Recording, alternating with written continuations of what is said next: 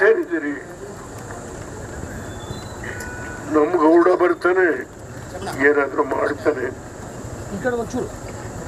ಮೋದಿ ಜೊತೆ ಕೂತು ಫೋಟೋ ತೆಗೆಸ್ಕೊಳ್ಳೋದಲ್ಲ, ನೋಡಿದಾಗ ನಾನು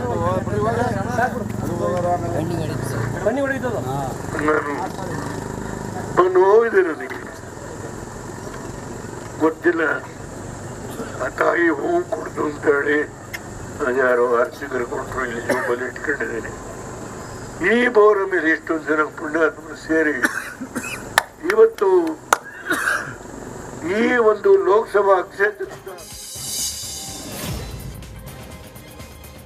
ತುಮಕೂರಿನಲ್ಲಿ ಸೋಮಣ್ಣ ಭರ್ಜರಿ ಕ್ಯಾಂಪೇನ್ ಮಾಡಿದ್ದಾರೆ. Gulur, Hebbur, Bellavi, Honnudike, APMC, Batawadi, railway station ರಸ್ತೆಯಲ್ಲಿ ಪ್ರಚಾರ ಮಾಡಿದ್ದಾರೆ.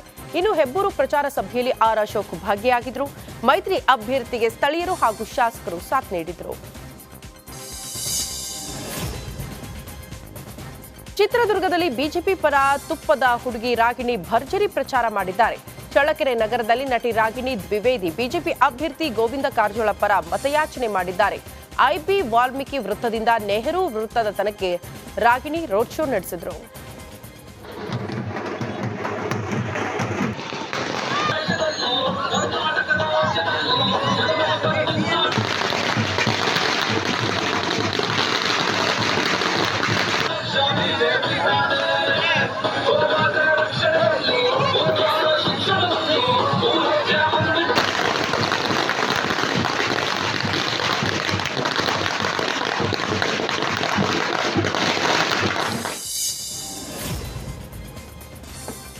ಶಿವಾಜಿನಗರದಲ್ಲಿ ಮನ್ಸೂರ್ ಅಬ್ಬರದ ಪ್ರಚಾರ ಮಾಡಿದ್ದಾರೆ. ಶಿವಾಜಿನಗರದ ಬಹಿರಂಗ ಸಮಾವೇಶದಲ್ಲಿ ಮನ್ಸೂರ್ ಪರ ಸುರ್ಜೇವಾಲಾ, ರಿಜ್ವಾನ್ ಹ್ಯಾರಿಸ್ ಹಾಗೂ ಸಚಿವ ಜಮೀರ್ ಖಾನ್ ಕ್ಯಾಂಪೇನ್ ಮಾಡಿದ್ದು, ಸಮಾವೇಶದಲ್ಲಿ ಸಾವಿರಾರು ಕಾರ್ಯಕರ್ತರು ಸಹ ಭಾಗಿಯಾಗಿದ್ದರು.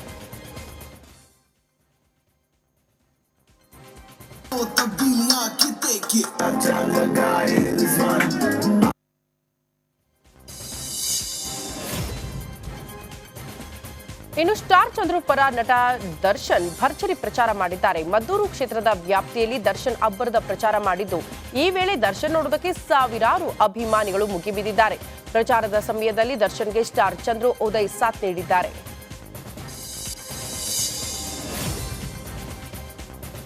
ಬಿಜೆಪಿ ಅಧಿಕಾರಕ್ಕೆ ಬಂದರೆ ಎಲ್ಲಾ ಮಹಿಳೆಯರು ಮಂಗಳಸೂತ್ರ ಕಳೆದುಕೊಳ್ಳುತ್ತಾರೆ ಎಂದು ಸಿಎಂ ಪುತ್ರ ಡಾಕ್ಟರ್ ಯತೀಂದ್ರ ವಿವಾದಾತ್ಮಕ ಹೇಳಿಕೆ ನೀಡಿದ್ದಾರೆ. ಎಲ್ಲ ಮಹಿಳೆಯರು ತಮ್ಮ ಗಂಡಂದಿರು ಮಕ್ಕಳನ್ನು ಸಹ ಕಳೆದುಕೊಳ್ತಾರೆ. ಬಿಜೆಪಿ ಅಧಿಕಾರಕ್ಕೆ ಬಂದರೆ ಕೋಮು ಗಲಭೆ, ದೊಂಬಿ ಮಾಡ್ತಾರೆ, ಗಲಾಟೆ ಮಾಡಿ ಮಕ್ಕಳನ್ನ ಸಾಯುವಂತೆ ಮಾಡ್ತಾರೆ ಅಂತ ಯತೀಂದ್ರ ಕಿಡಿ ಹೊತ್ತಿಸಿದ್ದಾರೆ. ಪ್ರಧಾನಿಗಳು ಏನು ಮಾತಾಡಿದಾರಲ್ಲ, ನಿಜವಾಗ್ಲೂ ಬಿಜೆಪಿ ಪಕ್ಷ ಅಧಿಕಾರಕ್ಕೆ ಬಂದರೆ ಬರೀ ಹಿಂದೂಗಳ ಮಂಗಲಸೂತ್ರ ಅಲ್ಲ, ಎಲ್ಲ ಧರ್ಮದವರು ತಾಯಂದ್ರು ಕೂಡ ತಮ್ಮ ಗಂಡಂದ್ರನ್ನ ತಮ್ಮ ಮಕ್ಕಳನ್ನ ಕಳ್ಕೊಳ್ತಾರೆ. ಯಾಕೆ ಅಂತಂದರೆ ಇವರು ದೇಶದಲ್ಲಿ ಬರೀ ಕೋಮು ಗಲಭೆ, ದೊಂಬಿ, ಗಲಾಟೆ ಇದನ್ನು ಇದು ಮಾಡಿ ಅವ್ರ ಮಕ್ಕಳು ಸಾಯೋ ಹಂಗೆ ಮಾಡ್ತಾರೆ, ಒಬ್ರನ್ನೊಬ್ರು ಬಡ್ದಾಡಿಕೊಂಡು.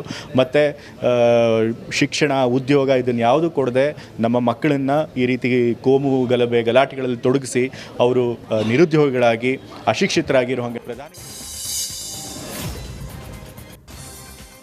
ಲೋಕಸಭಾ ಚುನಾವಣೆಗೆ ಪಕ್ಷೇತರವಾಗಿ ಸ್ಪರ್ಧೆ ಮಾಡ್ತೇನೆ, ನಾನು ಯಾವ ಉಚ್ಚಾಟನೆಗೂ ಹೆದರೋದಿಲ್ಲ ಅಂತ ಈಶ್ವರಪ್ಪ ಕಿಡಿಕಾರಿದ್ದಾರೆ. ಇನ್ನು ಸ್ಪರ್ಧೆ ಮಾಡ್ತೀನಿ ಎಂದಾಗ ಯಡಿಯೂರಪ್ಪ, ವಿಜೇಂದ್ರ ಅವರು ದಿಕ್ಕು ತಪ್ಪಿಸುವ ಕೆಲಸವನ್ನ ಮಾಡಿದ್ರು ಅಂತ ಬಿಎಸ್ವೈ ಕುಟುಂಬದ ಈಶ್ವರಪ್ಪ ಅವರ ವಿರುದ್ಧ ವಾಗ್ದಾಳಿ ನಡೆಸಿದ್ದಾರೆ.